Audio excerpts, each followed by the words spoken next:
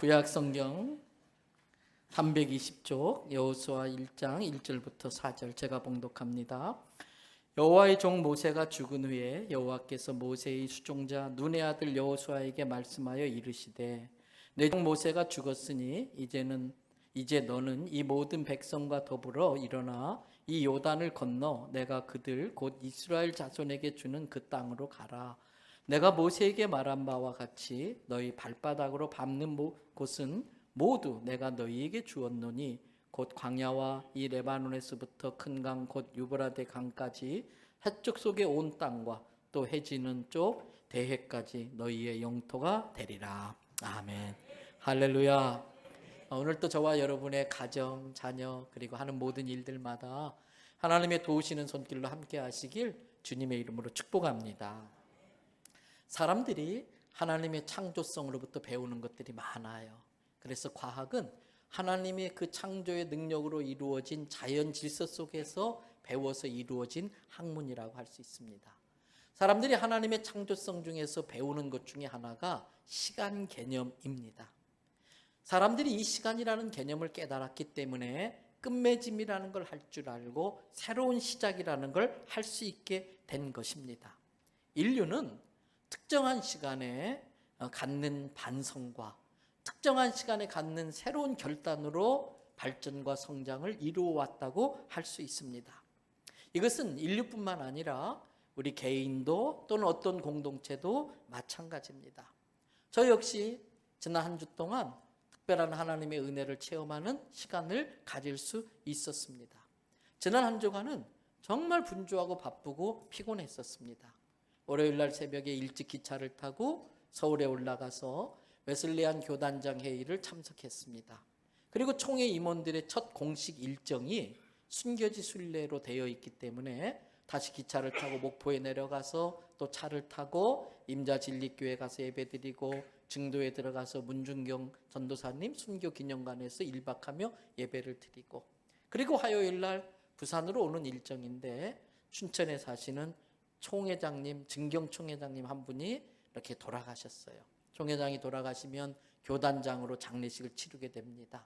그래서 제가 가서 장례식을 집례하고 열심히 또 설교를 준비해서 장례식 설교를 하고 다시 서울로 와서 서울에서 총회 업무를 보고 또 지난 금요일에는 또 한국 성결교회 연합회 총회가 있었는데 이제 제가 거기에 대표회장으로 또 취임을 하게 되고 그래서 몸이 정말 피곤하고 목이 그냥 아슬아슬 쉴 정도로 그런 상태에 어제는 잘 아시는 것처럼 1973년 빌리그레암 목사님 초청 전도 집회 50주년이 되는 해가 올해입니다. 그래서 그 기념대회가 월드컵 상암 경기장에 있었기 때문에 저도 교단장으로 이렇게 같이 참석을 했어요. 행사처럼 느껴졌고 그냥 피곤한데 그냥 같이 그냥 어쩔 수 없이 가는 그런 마음이 저한테 있었는데 그 예배 중에 그 자리에 모인 10만여 명의 성도들이 모세의 지팡이를 상징하는 자그마한 기도 막대기를 들고 두 손 들고 막 기도하는데 그 순간 성령 하나님이 제게 큰 은혜를 주시는 거예요. 그러면서 하시는 말씀이 야, 너 피곤한 줄은 알지만 네가 뭐 잘났다고 네가 뭐 잘한 게 있다고 너 같은 게 교단장이 돼서 이 자리에 있다는 게 얼마나 감사한 일이냐 이렇게 물어보시는 거예요. 지금 이 자리에 있는 게 얼마나 감격스러운 일이냐. 그러면서 그때 막 기도하는데 제가 회개 기도와 함께 하나님 저를 불쌍히 여겨주세요.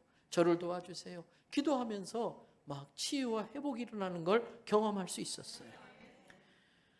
여러분 그때 그 느낀 것들이 혹시 사진 보여줬었나요? 예. 이게 어제 그 상암 경기장의 모습이고 또 그 다음 사진 이렇게 1만 명 찬양대 또 그 다음 나를 많이 닮았어요. 여러분 그때 느낀 것이 하나님께서 한국교회와 성도들을 정말 많이 사랑하시는구나. 여러분 지금 한국교회가 위기를 맞고 있어요. 저출산으로 인구가 급격히 줄어들어요. 심각해요. 그리고 청소년들, 청년들에게 마약이 급속도로 퍼져나가고 있어요. 그런데 한국교회 성도들이 세상의 소금과 빛이 되지 못하고 있어서 안타까움 중에 이러한 기도회를 통해서 다시 한번 하나님께서 우리들에게 기회를 주시는 줄로 믿습니다. 그래서 시간의 개념을 통해 지난 50년 동안 하나님께 받은 은혜와 축복이 얼마나 귀한지를 깨닫고 감사할 줄 알게 되었어요. 하나님께 받은 은혜가 많은데도 말씀대로 살지 못한 것에 대해서 회개하는 시간을 가질 수 있었어요. 그리고 하나님, 우리가 또 말씀대로 살겠다고 새로운 각오와 결단을 할 수 있는 그런 기회가 되었습니다. 저는 거기에서 한국교회가 살아있다고 하는 그 한국교회가 이 세상에 소망이 될 수 있다는 것을 볼 수 있었습니다. 성경과 기독교의 역사는 그때그때마다 하나님에게 특별히 택함받은 어떤 특정한 사람을 세워서 쓰시는 걸 볼 수 있습니다. 그 특정한 시간에 그 특정한 사람을 통해서 하나님이 역사하시더라고요. 저 개인적인 경험으로는 2004년도부터 한국 땅에 1907년 평양 대부흥을 다시 한번 100주년 되는 2007년도에 한번 일으켜보자고 어게인 1907 운동이 펼쳐졌어요. 어떻게 하다 보니까 부족한 사람이 이 부산의 책임자를 맡게 되어졌는데 너무나 막막하더라고요. 바로 그 순간에 그때에 지금 국제코스타 총무를 맡고 있는 유임근 목사님이라는 분이 계셨어요. 그분은 부산의 구덕교회 청년부 담당 목사님이셨는데 제가 청년부 수련회 인도하러 갔다가 그분을 만나게 됐는데 하나님이 이분을 쓰시겠다. 그 마음에 감동이 있었어요. 그래서 그분이 총무되고 제가 대표가 돼서 잘 아시는 2007년 해운대 성령 대집회가 시작되고 그게 부산 땅에 부흥을 일으킨 줄로 믿습니다. 저는 아무것도 아니에요. 그 유 목사님이 다 수고와 헌신해서 그 부흥을 일으키셨어요. 그리고 2009년도인가요? 부산시 의회에 한 권사님이 계셨는데 이분이 부산시 예산을 들여다보니까 모 타종교회 오물수거비 몇 억, 담장 수리비 몇 억, 부산시 우리가 낸 세금의 엄청난 돈이 거기에 지원되고 있었어요. 문화재 관리 명목으로. 그것에 대해서 의원들이 지적하게 되자 시가 아주 급하게 추경 예산을 편성해서 겨우 5천만 원 줬어요.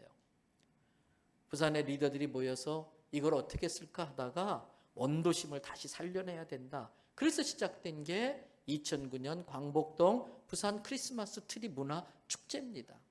어쩌다 보니까 또 이 사람이 거길 또 섬기게 되었는데 정말 막막한 거예요.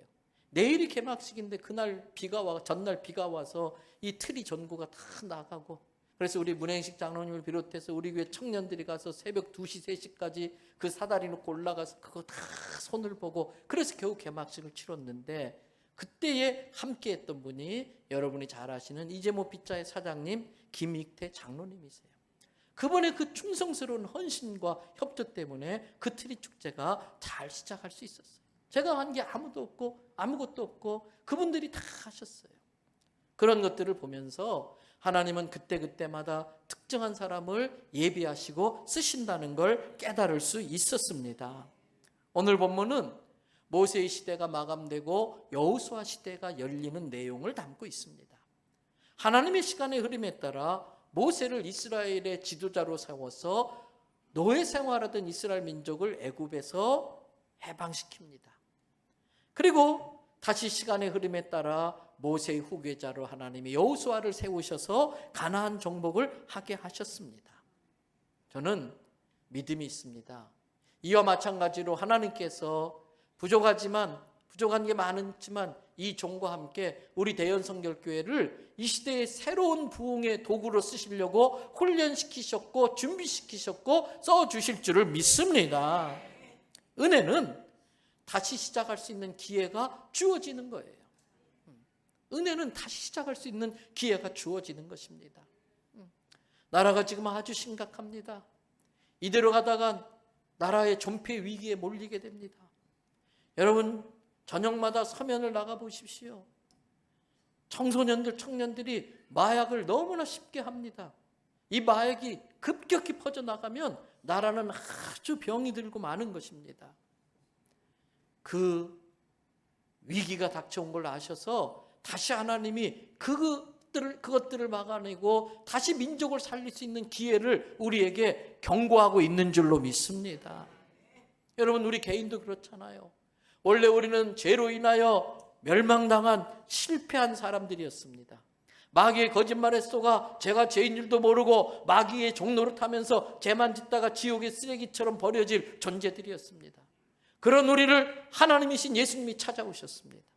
가장 낮고 천한 곳으로 오셔서 내 죄를 대신해 십자가에 죽으시고 그때 흘리신 보혈로 우리 죄를 씻어주셨습니다. 그리고 사망에게 지지 아니하시고 부활의 능력으로 부활하셔서 영원한 생명을 우리에게 주신 줄 믿습니다. 그 생명을 우리는 하나님의 자녀가 되어 천국을 소망하며 살 수 있는 거예요. 원래 우리는 모두 실패한 사람들인데 예수 그리스도의 구원의 은혜로 새로운 출발, 새로운 시작을 한 사람들 아닙니까? 근데 여러분, 이러한 새로운 시작은 구원의 문제, 구원만 적용되는 게 아닙니다. 우리의 삶에도 그대로 적용될 수 있습니다. 지금까지 내 삶의 모습이 만족스럽지 못할 수 있어요. 나는 실패한 인생이라고 생각할 수 있어요. 절망 중에 빠져 있을 수도 있어요. 그러나 하나님은 그런 우리들에게 오늘 이 예배의 시간을 통해 시간의 개념을 가지고 지금까지 살아왔던 삶을 정리할 수 있게 기회를 주시고, 반성할 수 있게 하시고, 회개할 수 있게 하시고, 결단하게 하시고, 믿음으로 새 출발하게 하시는 줄 믿습니다. 그 기회를 주시는 거예요. 그렇다면 어떻게 우리도 하나님이 예비하신 새로운 시대에 하나님이 쓰시는 사람으로 쓰임받을 수 있을까? 본문의 내용이 이렇습니다. 400년 동안 노예 생활하던 이스라엘 백성들이 위대한 지도자 모세의 인도로 바로의 손에서 해방되어서 큰 꿈을 안고 약속의 땅 가나안 땅에 왔습니다. 40년이라는 긴 여정을 끝낸 그들의 눈앞에는 그렇게 그리던 축복의 땅이 펼쳐져 있는데 그동안의 모든 고생이 눈 녹듯이 다 녹아버렸어요. 그 안에 들어가서 하나님이 주실 축복을 누릴 생각을 하니까 막 가슴이 벌렁벌렁거리고 설레이고 너무 좋은 거예요. 그런데 그 결정적인 시점에 하나님께서 이곳까지 그들을 이끌어왔던 능력의 지도자 모세를 데려가 버리고 한 거예요. 모세가 죽고 만 거예요. 백성들은 당황합니다. 어쩔 줄을 몰라 합니다. 지도자를 잃은 백성들은 오합지졸 같은 것입니다. 서로 지적질하고 정죄하고 비난하고 다 분열되고, 오늘 본문은 바로 그러한 상황, 그 어두움의 세력이 득실거리는 그러한 상황에서 오늘 본문이 시작되고 있어요. 확인해 보겠습니다. 여호수아서 1장 1절 앞부분을 보세요. 뭐라고 되어 있어요? 여호와의 종 모세가 죽은 후에. 모세가 죽으면 큰일 났다고 생각하는 게 사람의 생각입니다. 모세가 죽으면 이제 끝났다고 생각하는 게 사람의 생각입니다. 모세가 끝나면 절망할 수밖에 없는 게 사람의 모습입니다. 그런데 아십니까? 하나님은 인간이 절망할 때 소망으로 찾아오십니다. 하나님은 인간이 끝났다고 생각할 때에 비로소 다시 시작하십니다. 하나님은 인간이 포기할 때에 하나님의 방법으로 새로운 역사를 쓰시는 겁니다. 우리도 마찬가지예요. 그러므로 쏘으면 안 됩니다. 여기까지 인도하신 분이 하나님이십니다. 모세가 아닙니다. 여기까지 온 것이 내가 아닙니다. 주께서 인도하신 것입니다. 믿음은 내 능력에 있는 게 아닙니다. 믿음은 내가 가진 돈에서 나오는 것이 아닙니다. 믿음은 하나님을 바라볼 때에 나오는 것입니다. 믿음은 여기까지 인도하신 하나님을 의지하는 겁니다. 우리가 하나님을 알지 못하고 존중할 줄 모르고 하나님을 의지하지 않고 하나님께 대한 믿음이 없어서 자기 능력, 자기 실력, 자기 돈을 가지고 뭔가 하려고 할 때에 인격적인 하나님은 그것조차도 존중하세요. 그래, 한번 알아서 해라. 그런데 하나님의 의중엔 네가 쓴맛을 봐야 알지. 쓴맛을 볼 때까지 놔두세요. 그리고 두 손 들고 천부여 내가 의지 없어서 주 나를 박대하시면 갈 곳이 없습니다. 항복하고 나올 때 비로소 하나님이 그 사람을 붙잡아 쓰시는 줄로 믿습니다. 여러분, 그러므로 내 인생에 어려운 일이 닥쳤을 때에 우리는 내 환경에 일어나는 모든 일들을 하나님의 관점으로 볼 줄 아는 눈이 있어야 됩니다. 하나님의 관점으로 내 인생을 봐야 됩니다. 하나님의 관점에서 내 가정과 자녀들을 볼 수 있어야 됩니다. 하나님의 관점에서 내 사업을 보고 내 건강을 보시기를 바랍니다. 하나님의 관점으로 본다는 걸 뭘까? 하나님을 믿는 믿음의 눈으로 바라보는 거예요. 하나님을 믿는 믿음으로 내 인생에 관련된 모든 것들을 해석하는 것입니다. 제가 자주 성도들에게 말씀드리는 게 있지요. 인생은 뭐다? 인생은 늘 처음 듣는 것처럼 해주셔서 감사해요. 다 같이 인생은 해석이다. 인생은 해석하기 나름이에요. 내 삶에 어떤 일이 벌어져도 내가 어떻게 해석하느냐에 따라서 인생이 달라져요. 신앙은 뭔가? 내 인생에 일어나는 일들을 하나님의 말씀에 근거해서 재해석하는 게 신앙이에요. 하나님의 말씀에 근거해서 다시 해석하는 거예요. 모세가 죽은 후 많은 사람들 중에 하나님께서 여호수아를 찾아오셨어요. 왜 그랬을까? 모세가 죽은 그 심각한 상황에서 많은 사람들 중에 여호수아만이 하나님의 관점에서 그 사건을 보는 거예요. 자기 공동체 안에 일어난 사건들을 하나님의 관점에서 재해석하는 거예요. 그럴 때 여호수아는 이 상황에서도 하나님만 바라보기로 결심한 겁니다. 사람들은 몰랐지만 하나님은 그 여호수아를 볼 수밖에 없었어요. 왜 그런지 아십니까? 보석은 쓰레기통에 들어있어도 빛납니다. 보석은 쓰레기와 섞여 있어도 반짝반짝 빛납니다. 그 어둠의 세력이 덮고 있었던 그 시절에 여호수아는 하나님만 바라보는 그 믿음이 하나님의 눈에 보석처럼 반짝반짝 빛났던 것입니다. 누가 자기를 제일 잘 믿고 누가 자기를 늘 의지하고 자기의 말씀대로 이 백성을 이끌어 갈까? 그때에 여호수아가 하나님 눈에 띈 거예요. 성경은 뿌린 대로 거둔다고 했습니다. 하나님이 다 보고 계세요. 사람들은 여호수아를 알아주지 않았지만 하나님은 그 여호수아의 충성스러움과 헌신을 지켜보셨던 거지요. 그리고 때가 되자 그를 모세의 후계자로 세워서 써주시는 것입니다. 사랑하는 성도 여러분, 하나님은 언제나 어디서나 나를 보고 계시다는 게 우리의 믿음 되시기 바랍니다. 하나님을 의식하는 거, 코람데오. 신 앞에 서 있다고 하는 그 자세가 우리를 신앙인 되게 하는 것입니다. 하나님께서 그 여호수아를 찾아오셨습니다. 그리고 해주신 말씀이 오늘 여호수아서 1장 2절부터 9절의 말씀이에요. 하나님은 이 2절부터 9절을 통해서 여호수아에게 세 가지 말씀을 하셨습니다. 그 중에 첫 번째가 3절에 나옵니다. 3절은 하나님이 여호수아에게 하시는 약속입니다. 땅을 주겠다는 약속. 우리 성도들의 수준을 높여가지고 영어로 띄워주시는 방송. 거기에 보면은 네가 밟는 땅을 내가 다 너에게 주겠다. 그런데 준다고 하는데 이 영어가 I'll give you every place where you 아이고 넘어가 버렸어요. 거기에 will이라고 하는 미래를 표현하는 조동사가 나타났어요. 여기서 미래형이라고 하는 것은 약속이라는 뜻이에요. 아직 이루어지지 않았지만 너가 믿음으로 내가 가라는 땅을 가서 밟으면 I'll give you every place. 너가 밟는 땅을 다 너에게 줄 거야. 아직 내 땅 아닙니다. 그러나 약속을 믿고 그 땅에 가서 내 발로 밟으면 내 땅 되는 것입니다. 약속은 믿는 자에게만 이루어지는 거예요. 그러므로 이스라엘 백성은 더 이상 모세를 잃은 슬픔에 잠겨 있으면 안 됩니다. 지도자가 없다고 하는 그 절망적인 상황에 발목 잡혀 있으면 안 됩니다. 하나님의 약속의 말씀을 믿고 일어나 가야 됩니다. 약속의 땅을 발로 밟아야 됩니다. 우리도 마찬가지입니다. 더 이상 지난날의 실패와 잘못에 매여 있으면 안 됩니다. 주저앉아서 울고 있으면 안 됩니다. 내 인생을 하나님의 관점으로 보고 하나님의 약속의 말씀으로 재해석해야 됩니다. 그 약속의 말씀에 대한 믿음을 가지고 다시 시작해야 되는 거예요. 여러분, 하나님께서 우리에게 주시겠다고 약속하신 것을 우리에게 그 약속을 믿는 믿음만 있다면, 하나님이 우리에게 주시겠다고 약속하신 그 약속은 우리에게 그 약속을 믿는 믿음만 있다면 이미 우리 것입니다. 취하면 되는 것입니다.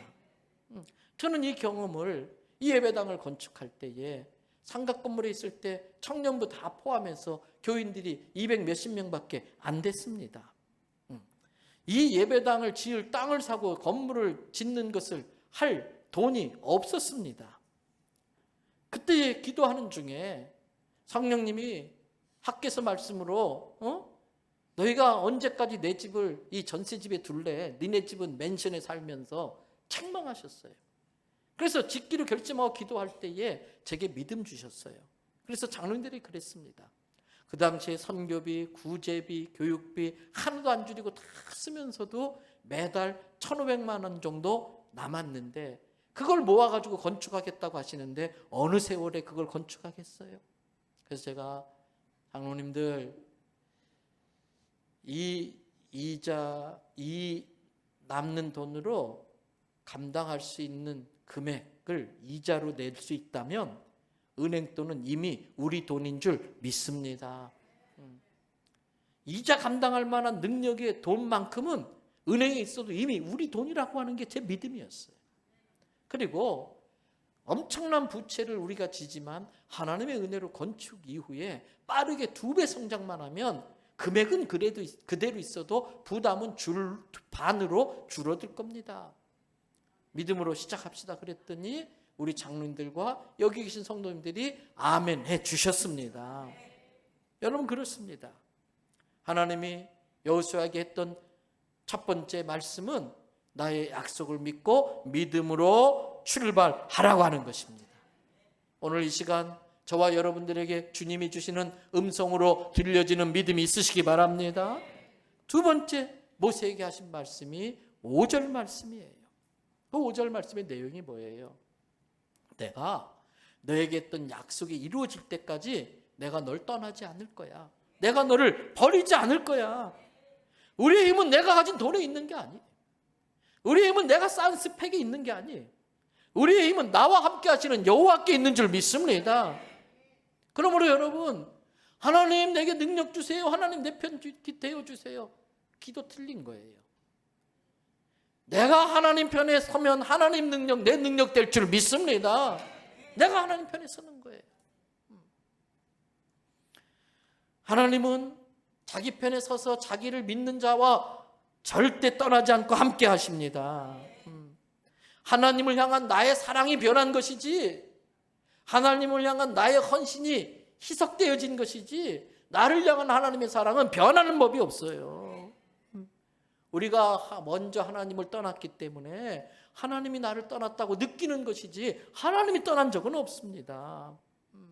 인생을 돌이켜보면 언제나 하나님은 거기에 나와 함께 계셨어요. 그래서 우리가 그림에서 보잖아요. 바닷가에 두 사람의 발자국이 찍혀 있잖아요. 그런데 중간쯤에서 한 사람의 발자국이 없어요. 그때 예수님께 그래요. 예수님, 내가 잘 나가고 좋을 때는 내 손잡고 함께 가주시더니 내가 이렇게 힘들 때 어떻게 나를 혼자 놔두세요? 여기 나를 혼자 놔두시면 어떡해요? 그때 예수님이 뭐라 그래요? 얘야, 네가 잘못 알고 있는 게 있다. 저기 찍혀있는 한 사람의 발자국은 네 발자국이 아니라 내 발자국이야. 네가 하도 힘들어해서 내가 지금 얻고 가고 있는 중이야. 주님은 우리를 떠난 적이 없는 거예요.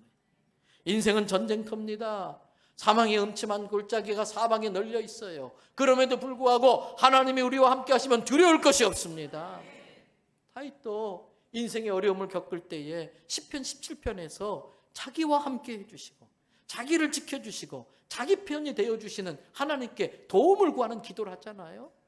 시편 17편 6절부터 9절을 우리가 다윗의 심정으로 다윗이 절박하게 기도하는 것처럼 한번 같이 읽어보겠습니다. 하나님이여 내게 응답하시겠으므로 내가 불러싸우니 내게 귀를 기울여 내 말을 들으소서. 주께 피하는 자들을 그 일어나 치는 자들에게서 오른손으로 구원하시는 주여, 주의 기이한 사랑을 나타내소서.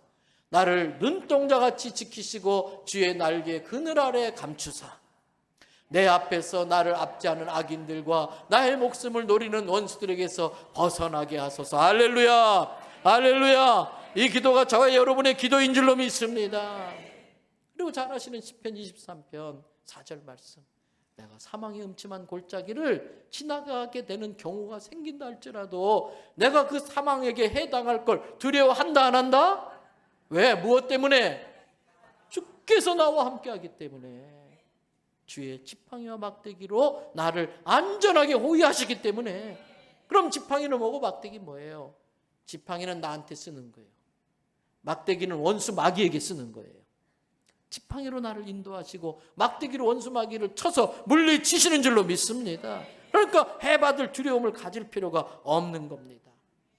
사랑하는 성도 여러분, 다윗의 하나님은 저와 여러분의 하나님이십니다. 여호수아와 다윗에게 함께 하셨던 하나님은 오늘 우리와도 함께 하시는 것입니다. 그 믿음을 가지고 담대히 나가라는 거예요. 이게 여호수아에게 두 번째 말씀이에요. 마지막으로 여호수아에게 해주신 세 번째 말씀은 뭘까? 내가 한 약속을 믿고 행동으로 네 믿음을 증명해 주면 네가 어디로 가든지 형통하고 평탄하게 될 거야. 7절 말씀 띄웠지요? 하나님이 접으면 펼칠 사람이 없습니다. 하나님이 펼치시면 접을 사람이 없습니다. 9절 앞부분을 보세요. 9절 말씀 앞부분에 뭐라고 그랬어요? 내가 내게 명령한 것이 아니냐. 여기서 내가는 누굴까요? 여호와 하나님. 천지를 창조하신 하나님. 능치 못함이 없는 하나님. 나와 함께 하신 하나님. 따라합시다. 하나님, 내가 모르는 거 아신다. 내가 보지 못하는 거 보신다. 하나님, 내가 못하는 거 하신다. 그 하나님이 내 아버지시다. 그래서 항상 내게 좋은 거 주신다. 이게 우리의 믿음이 돼야 되는 겁니다. 여러분, 이 말씀이 6월을 새롭게 시작하는 저와 여러분들에게 인생의 디딤돌이 되기를 바랍니다. 이 말씀이 내 인생을 가로막고 있는 담을 넘어서게 하는 사닥다리가 되시기 바랍니다. 똑같은 성경을 읽어도 어떤 사람은 이 말씀이 내게 주신 말씀이라고 믿음이 생겨요. 어떤 사람은 어벙벙해가지고 무덤덤해가지고 제가 이렇게 목이 쉬도록 설교하는데도 그냥 주님과 깊은 묵상 가운데 교제하고 계시고, 그런 사람은 주님 이 말씀이 믿어지게 해달라고 기도하시기 바랍니다. 똑같은 설교를 들어도 어떤 사람은 막 가슴에 막 벌떡벌떡 뛰어 막 설레는 거예요. 그게 복입니다. 오늘 말씀은 주님이 내게 주시는 말씀이구나, 레마의 말씀으로 믿어주시기 바랍니다. 그게 은혜입니다. 이제 정리합니다. 가서 밟아라. 밟는 대로 주겠다. 그런데 이왕 밟을 바에는 많이 밟으세요. 이 예배는 하나님이 성경에 그랬잖아요. 복된 소나기를 내려주는 시간이에요. 그런데 그릇 준비하는데 간장종지만한 거 갖고 온 사람이 있어. 하긴 뭐 안 갖고 온 사람도 있으니까. 근데 간장종지가 아니라 큰 대접 갖고 안 돼. 그냥 양푼이 이딴만한 거 있잖아요. 그런 거. 막 차라리 그냥 다라이를 갖고 오셔. 천국은 침노하는 자의 것이에요. 준비된 그릇만큼 쏟아 부어주시는 거예요. 너희의 믿음대로 될지어다 그랬어요. 그래서 요즘 제가 부목사님들에게 종종 요구하는 게 있어요. 영어 단어로 하면 more, 좀 더. 이런 거 하나 만들어도 더 세련되게 만들고 좀 더 충성하고 좀 더 헌신하고. 성도 여러분, 정말 여러분들은 제가 전국 어디를 가더라도 자랑할 만한 성도들이에요. 얼마나 충성스럽고 헌신하는지 자랑할 만해요. 그럼에도 불구하고 더 more, 좀 더 헌신하시기 바랍니다. 좀 더 충성하시기 바랍니다. 여러분, 지금 내가 드리는 헌금은 나의 현실이에요. 많은 성도들이 자기의 현실만큼 헌금을 드려요. 거기에다가 믿음의 알파를 더해야 되는 거예요. 그래서 주님을 감동시킬 때에 심는 대로 거둔다고 물질로도 복 주시는 걸 저는 믿습니다. 좀 더. 믿음은 나의 현실에 영을 하나 더 붙이는 거예요. 그 도전이 주께서 나를 축복하게 만드는 겁니다. 그리고 두 번째 뭐라고 했어요? 야, 쫄지 마라. 겁내지 말아라. 안학자손이 있든 누가 있든 내가 너와 함께 하잖아. 우리가 두려워할 분은 하나님 한 분밖에 없어요. 하나님 한 분만 두려워하면 사람 눈치 볼 일이 없어요. 여러분, 사람 눈치 보지 마시고 하나님 눈치만 보시기 바랍니다. 사람 눈에 들려고 하지 말고 하나님의 눈에만 쏙 드는 사람 되시기 바랍니다. 그러면서 하나님께서 여호수아에게 세 번째 하신 말씀이 뭐였어요? 그런데 여호수아야, 믿음을 네 행함으로 보여주면 내가 평탄하게 해줄 거야. 형통하게 해줄 거야. 여호수아 1장 8절 보세요. 이 율법책을 다 같이 암송합니다. 이 율법책을 내게서 떠나지 말게 하며 주야로 그것을 묵상하여 그 가운데 기록한 대로 다 지켜 행하라. 그리하면 내가 평탄하게 될 것이라. 내가 형통하게 될 것이라. 또 어떤 분은 목사님이 저것도 영어로 외울까 그럴 거예요. Do not let of the 헷갈려. Do not let the word of the law depart from your mouth. Meditate on day and night. 날마다 이 말씀을 지켜 행하려고 한다면 You will prosperous and successful. 네가 형통하게 되고 성공하게 된다는 거예요. 평탄하게 된다는 거예요. 신앙은 행동으로 증명되어져야 돼. 믿음은 행함으로 증명되어질 때 그게 진짜 믿음이에요. 여호수아는 이 하나님의 말씀을 고스란히 믿었어요. 그대로 믿었어요. 여러분, 하나님이 주신 말씀을 내가 그대로 믿으면 어떤 일이 벌어지는가?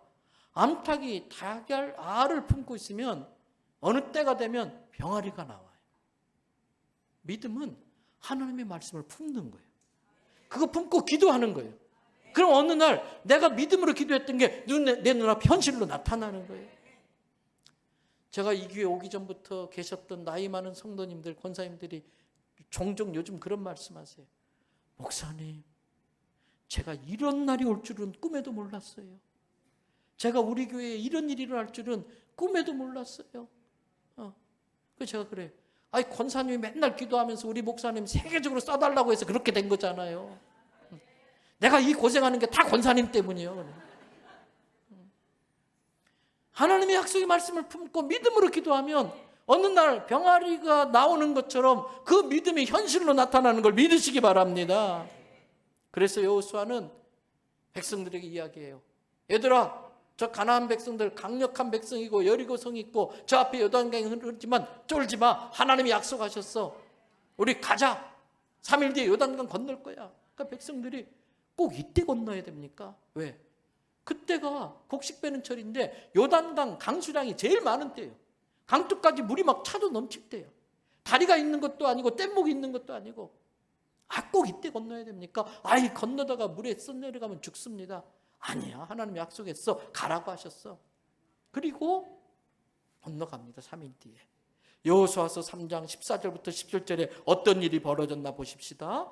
백성이 요단을 건너려고 자기들의 장막을 떠날 때에 누가? 제사장들이 어떻게? 언약을 메고 어디에서? 백성 앞에서. 이게 제사장의 역할이고 책임이에요. 언약궤를 메었다는 것은 무거운 막중한 책임감을 져야 된다는 뜻이에요. 그리고 리더는 앞에 가야 돼요. 앞에 가야 돼요. 여러분, 나라가 많이 어려워요. 그런데 성경에 예수를 먼저 믿은 우리들을 왕 같은 제사장이다. 이 나라의 어려운 책임감을 우리가 느껴야 돼. 그리고 우리가 이 백성들 앞에서 인생은 이렇게 사는 거야, 이게 잘 사는 인생이야, 모델이 되셔야 돼. 15절 말씀 보세요. 요단이 곡식 거두는 시기에는 항상 언덕에 물이 어떻더라? 철철 넘치는 거예요. 근데 개를 맨 제사장들이 요단의 이름에 개를 맨 제사장들의 발이 어떻게 됐어요? 그 넘실대는 물에다가 발을 내디딘 거예요. 여러분, 어떤 이유로든 요단강이 갈라지면 놀랍기는 하지요. 야, 신기하다, 놀랍다. 그러나 믿음 없는 자도 건너갈 수 있어. 갈라졌는데 뭐 신기하고 이상하긴 하지만 지금 갈라졌으니까 건너갈 수는 있어요. 그러나 지금 물이 갈라진 게 아니에요. 물이 넘실대는 거예요. 그래서 그 발이 딱 물에 잠기자 이건 목숨 건 믿음의 승부라는 거예요. 제사장들이 물에 빠져 죽을 각오로 그 무거운 법궤를 메고 발을 딱 요단강 물에 내디뎠는데 16절 보세요. 곧 위에서 흘러내리던 물이 그쳐서 사르단에 가까운 멀리 있는 아담 성읍 변두리에 물이 어떻게 됐어요? 쌓이면서 물이 일어나는 거예요. 물벽이 쫙 일어나는 거예요. 한 곳에 쌓이고 아라바의 바다, 이미 흘러간 물들은 사해 바다로 여매로 다 흘러가고 물이 딱 끊어졌어요. 그래서 백성들이 건너가는 거예요. 여리고성을 앞에서. 17절 중요한 말씀이 있어요. 여호와의 언약궤를 맨 제사장들은 그때 어디에 있었어요? 요단 가운데 마른 땅에 딱 버티고 서 있는 거예요. 자기 살겠다고 야 강이 갈라졌어 후다닥 요단강 건너간 게 아니에요. 가장 먼저 죽을 각오로 요단강에 들어갔고, 그리고 맨 마지막까지 남은 백성이 다 건너갈 때까지 버티고 서 있는 거예요. 죽기를 각오하고. 여러분, 물벽이 언제 무너질지 몰라. 물벽이 쏟아지면 다 수장당해. 그게 사명이에요. 죽을 각오를 가지고 모든 백성이 건너갈 수 있도록 그 자리에 딱 버텨 있는 거예요. 저는 우리 대연교회가 그런 교회 되기를 축복합니다. 우리 성도들이 그런 성도 되기를 축복하는 거예요. 그리고 여호수아 6장 20절도 보세요. 다 같이 한번 읽어봅니다. 이에 백성은 외치고 제사장들은 나팔을 불매 백성이 나팔 소리를 들을 때에 크게 소리질러 외치니 성벽이 무너져 내린지라 백성이 각기 앞으로 나아가 그 성에 들어가서 그 성을 점령하고. 여호수아가 백성들을 말했어. 이제 앞에서 제사장들이 약한 나팔을 불면은 너희는 크게 소리쳐라. 그 중에 어떤 사람은요, 그런다고 성이 무너지나? 입 꾹 다물고 있어. 예배는 하나님을 찬양하러 온 거예요. 찬양하는 시간에 다 발장 끼고서. 이건 하나님을 모욕하는 거지. 약속한 대로 양강나팔이 불러질 때에 소리쳐 외치면 내 인생의 여리고성이 무너지는 걸 믿으시기 바랍니다. 여러분, 믿음으로 죽을 각오로 첫 발을 내디면 홍해가 갈라져요. 소리치라고 말할 때에 순종하고 소리치면 내 인생의 여리고성이 무너지는 거예요. 말씀 마칩니다. 사랑하는 성도 여러분, 때마다 하나님이 필요로 하는 사람이 있어요. 때마다 하나님이 쓰시는 공동체가 있어요. 저는 새로운 부흥이 필요한 이 시대에 우리 교회와 성도들이 하나님의 눈에 보석처럼 띄어나요. 눈에 띄어져서 반짝반짝 빛나는 보석처럼 하나님의 눈에 띄어서 이 시대의 여리고 성을 무너뜨리고 이 시대의 요단강을 갈라내서 이 민족의 살 길을 열어내는 우리 교회 성도 되기를 주님의 이름으로 축복합니다.